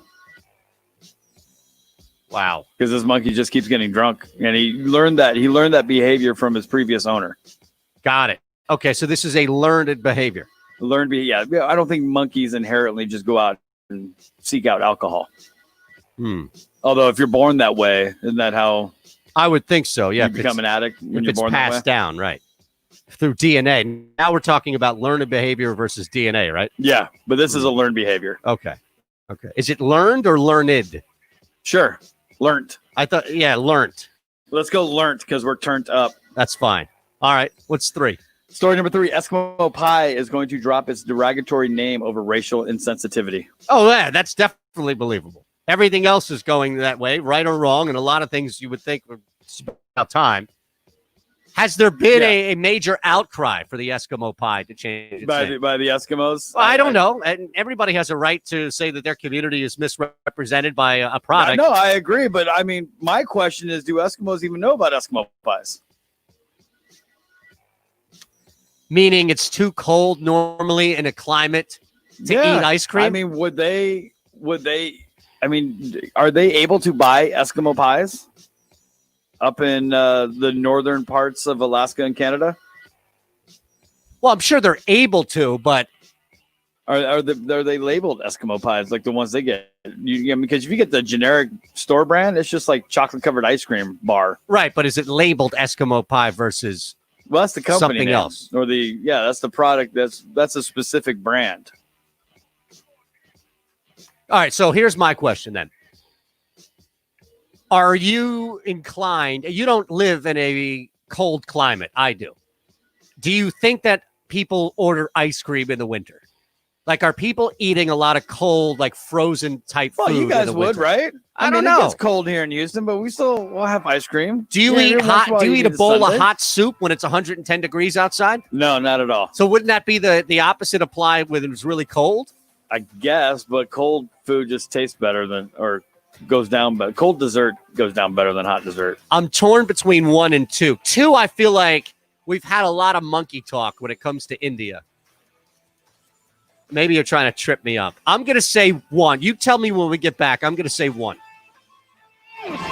Jay Farner here, CEO of Rocket Mortgage. Making the right financial decisions has never been more important. When you turn to Rocket Mortgage, we can help guide you to those right decisions now when they matter most. Mortgage rates are near historic lows, so now is a great time to call 8338-ROCKET. And if you need some extra money, a cash out refinance could give you that financial boost you're looking for. Call today at 8338-ROCKET or go to rocketmortgage.com to learn more. Call for cost information and conditions. Equal housing lender. Licensed in all 50 states. NMLS number 3030. Your employees and customers have new expectations when it comes to cleanliness. Cintas has the products and services you need to feel prepared. A trained Cintas technician can apply disinfectant and sanitizer spray to common surfaces. And we'll keep you well stocked with gloves, face masks, hand sanitizer, and disinfectant wipes, professional cleaning supplies, and PPE. Just a few ways Cintas can help you keep your business safe. Visit Cintas.com and get ready for the workday.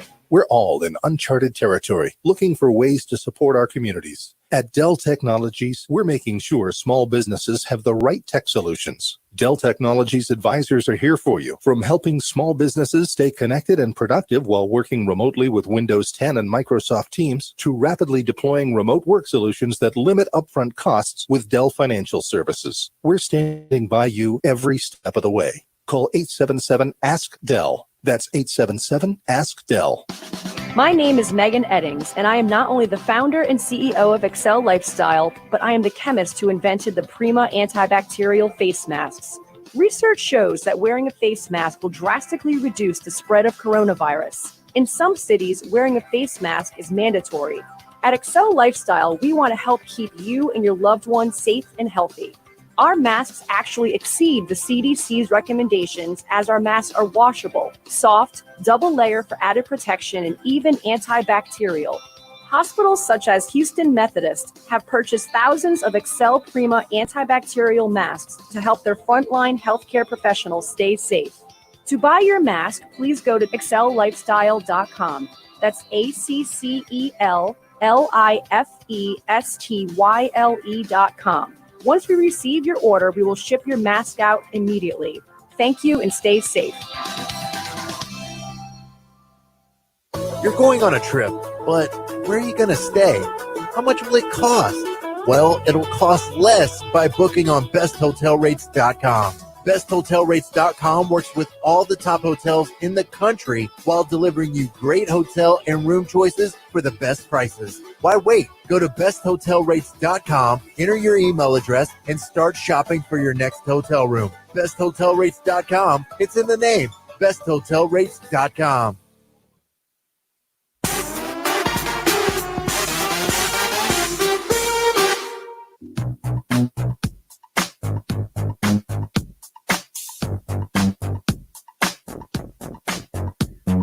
You're listening to The Second Level, presented by Rocket Mortgage by Quicken Loans.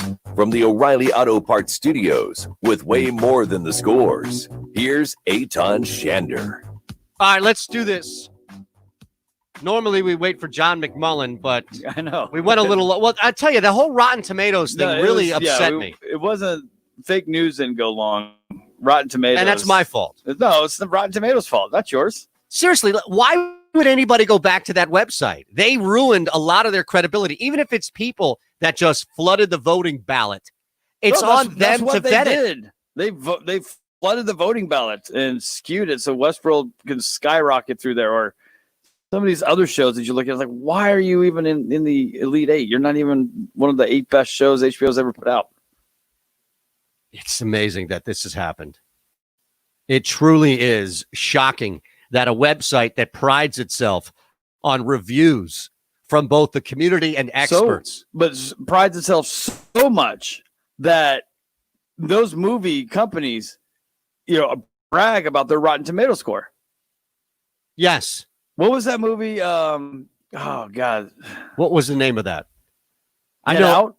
Was it Get Out? Yeah. Get Out. You remember how they were just bragging that they had a perfect Rotten Tomato score? Yeah, it's like that Zoom story where all of a sudden you buy out every single ticket when there's no competition. You're the best ever. That's right. All right. So quick recap, if you will. Stories 1 through 3. I chose story 1, but it came down to 1 and 2 for me. Okay. Story number 1. Filmmakers made a movie for $0 on Zoom, bought out every seat in the theater, and became the #1 movie in America. Story number 2. Drunk monkey has been given the death penalty in an India court for repeatedly biting people, which ended up killing a man. See, that story sounds so fake that it's true. That's what I'm thinking in my head. And story number 3, Eskimo Pie to drop derogatory name over racial insensitivity. Which is very believable right now and when what's happening where brands are being shaped. All right, so I say story 1. You say story 1. I'm going to go this route, much like you did with the bracket, citing Memento. I'm going to cite Aton for going backwards. Okay. Eskimo Pie story is true. Eskimo Pies will cease to exist soon, although I do feel that in the way that we describe DVRs as TiVo, the way we describe all tissue paper as Kleenex, yes, or all copy paper Band-Aid. or copy machines as Xerox or Right. Band-Aids, we will still call them Eskimo Pies. Yep, I agree. I don't know how they're going to get rid of that unless we have a Westworld moment where they erase our memories. Or, you need extreme sensitivity training. Yeah. So then that leaves us between the filmmakers and the drunk monkey. I will tell you this. The drunk monkey is partially true. Oh, you got me on a technicality? The technicality. India did not sentence it to a death penalty, although it was on the table. Instead, it will spend its life behind bars. Unbelievable. So a drunk monkey did get the life sentence. That is insane, but it's not. For repeatedly biting people. Right, I think it was just bitching. But the Zoom story is right. The filmmakers who made a movie for $0 on Zoom, they bought out a theater in Long Island. Just one theater paid for the entire seats that day. It cost them a little over $25,000. But just by doing that, they had the #1 movie in America. That's crazy. And what a gimmick, because anybody who's ever seen that probably knows that it's not anywhere close to it. I doubt it's a great movie, but they can claim that they had the #1 movie in America. So can UCF claim that they won the national championship. Well, that one poll, what was the Dodd poll? Right. I think that's what it is. Gave them the national title. Oh, my goodness. What a crazy story. Those are good. And, of course, you needed a technicality. I feel a little better when you slide a technicality in there to get one by me. I just changed it up just a. It's like you throw in the ephus all of a sudden, or the knuckle all of a sudden. No. I mean, it made it sound believable. It's like, you would euthanize a monkey. Right, exactly. You euthanize a dog when it bites a kid. Yes, it makes why sense. not euthanize a monkey that's bit 25 people or 250 people and killed someone? Right. I think that makes more sense. This monkey does have a bad drinking problem. Oh, my goodness. What a crazy story. And there's always something. You're right. Like we've had, I feel like 4 stories coming out of monkeys gone wild in India. I don't know what's going on. It's something in the water, man. No, it's the rise of the apes, Planet of the Apes. Okay, well, they're looking at us going, you know what? These guys do not know what they're doing. They're spreading diseases. They're, not taking asteroids seriously. No, we never take asteroids seriously. So monkeys are sitting there like, it's our turn. Yeah, but mad at us for ruining what they want. Do you think, though, that you will find, okay, so for example, in New York City, and I just know this from being born there and living there for years, if you start to look at the subway rat versus the regular city rat, there's a significant difference. And the main difference is because there's just so much processed fast food that's down there. I mean, you walk by, you see a subway rat feeding off an Egg McMuffin every day. And as a result, it's changed. Like, they're huge. These things are gigantic. So do you think that there's an influx of KFC and Domino's and McDonald's out there to where monkeys are getting their hands on an insane amount of processed food? That's not normally the new Del-I diet. Yeah, of course they are. By the way, you mentioned rat.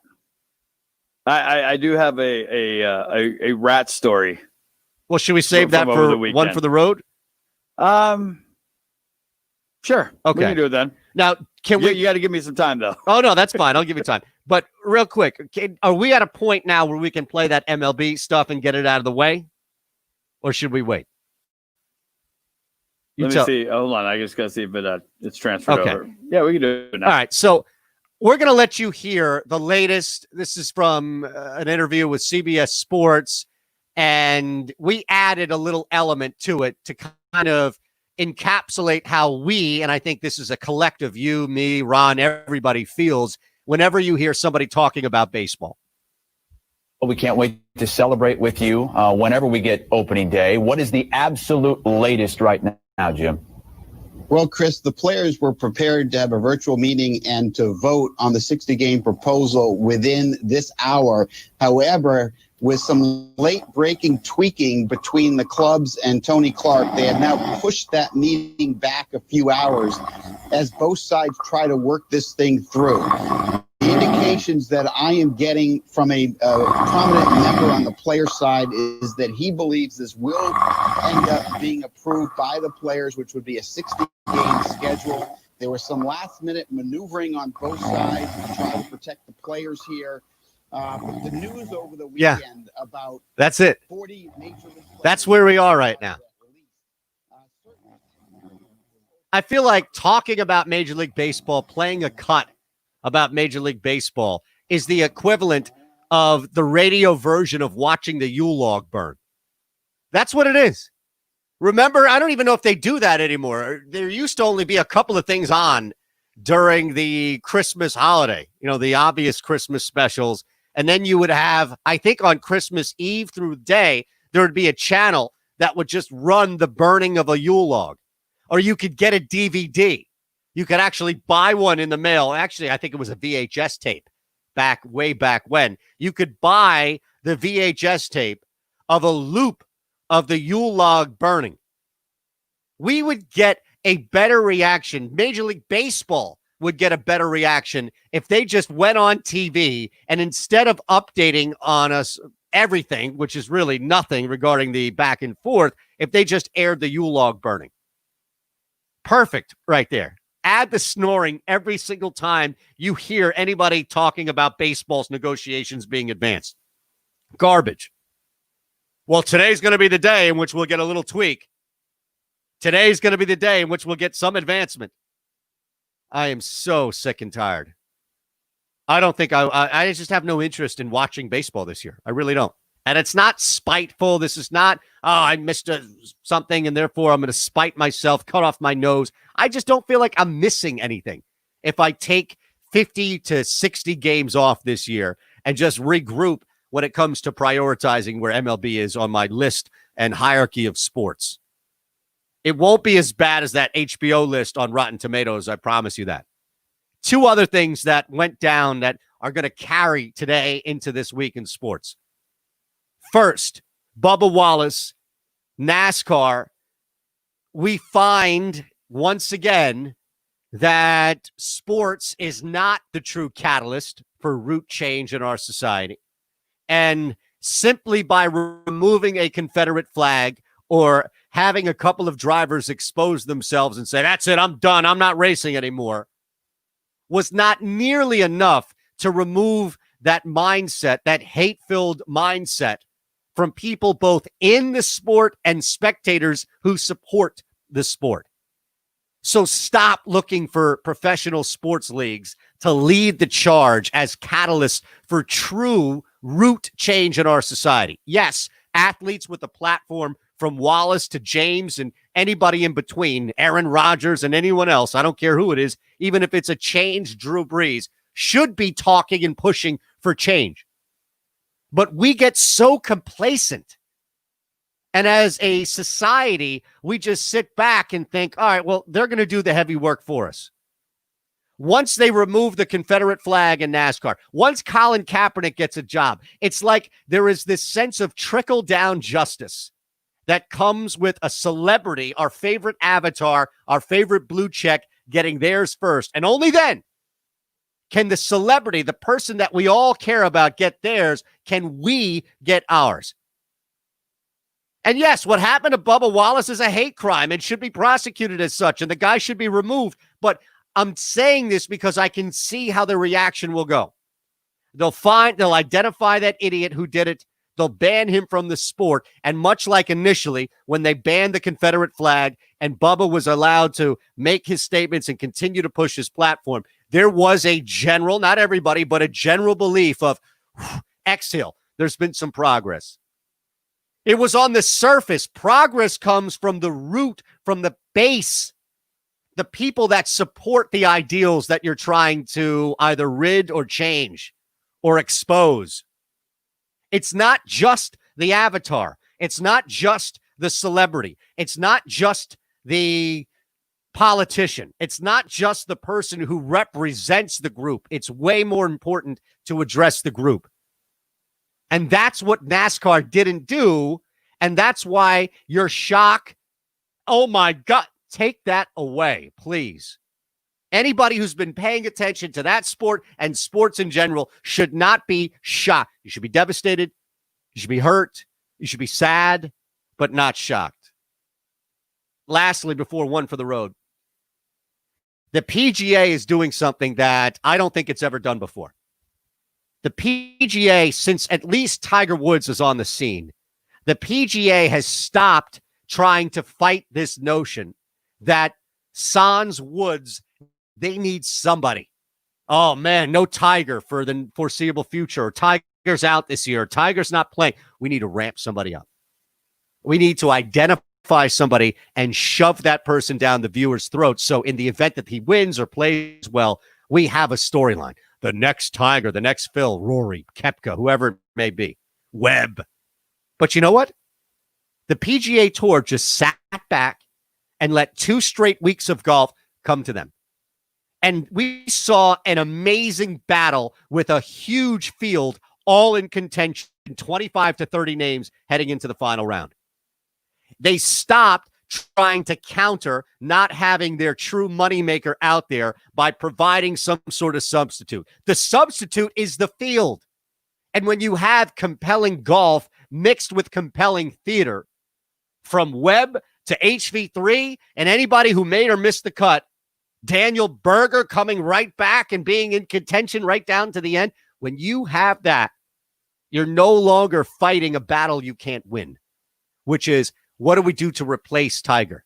Now, once Tiger Woods comes back, you're going to have a sport that's on a crazy, insane level upward trajectory that will shoot through the roof because it's no longer about wait until Tiger comes back, meaning we need him. It's, can you imagine the bonus that this sport is going to get once Woods is back?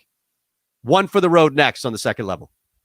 Hey everybody, RJ Ochoa here from SB Nation's bloggingtheboys.com, your home for the best Dallas Cowboys coverage on the web. And did you know that we have a podcast feed? The Blogging the Boys podcast feed has daily, that's right, daily episodes breaking down the latest and greatest in the world of America's team. We have multiple shows, multiple analysts, including a Super Bowl winner. 2-time Super Bowl champion Tony Casillas is part of our rotation, and we want to make sure you are as well. We're available on Apple, Spotify, and wherever else you get your podcasts. So don't miss out. Subscribe to the Blogging the Boys podcast feed today.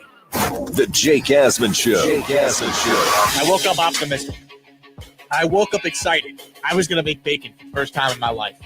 Recently, during my furlough, I learned how to scramble eggs. Now, you might laugh at me. Just learned how to scramble eggs? Yes, I was a late bloomer on the eggs. But I know how to do it at an elite level now. So every morning as I get up and prep for this show, I make some scrambled eggs. Well, I was going to make bacon. The eggs were great. Eggs were done. I put the bacon on the pan. I'm like, yeah, I got some time. I'll play around. I'll make some bacon. Then I said to myself, you know what? Let me go and get dressed for work. I'll eat the bacon, then I'll go. I had totally forgotten that I left the bacon on the frying pan. I come back, and I go, oh, my God. My apartment smells like it's on fire. Not only was this bacon burnt, it was not edible. It was absolutely decimated. And I dropped the ball. I failed. The Jake Asman Show. Weekday mornings from 9 to 11 Eastern. Pharrell. I like hearing the Bundesliga players chirping and the coaches yelling, even though I can't understand a word they're saying in German. I took 1 year of German in high school, and it didn't work out so well for me, the whole German thing. I didn't do well with their language. But I can say, Guten Tag. Bitte schön, auf Wiedersehen. Pharrell Coast to Coast with Scott Pharrell. Weekdays from 4 p.m. to 6 p.m. Eastern. Pushing the odds with Matt Perrault. Colin Kaepernick lost his job because he stood for something that made people uncomfortable. What happened was a complete and total character assassination of Colin Kaepernick and a corrupting of the message he was trying to push to muddy the waters so much that no one really understood what he was doing and why he was doing it. So my question to the NFL, this coming year, will you allow the next Colin Kaepernick? The NFL, Major League Baseball, NHL, the NBA, they're all saying the right things right now. But what happens when somebody makes you uncomfortable? What happens the next time somebody does something to bring to light a topic that makes you uncomfortable and that you feel is bad for business? What do? Do you listen or do you kick them out because you kicked out Colin Kaepernick? Pushing the Odds with Matt Peralt. Weekday afternoons from 1 to 4 Eastern on SB Nation Radio.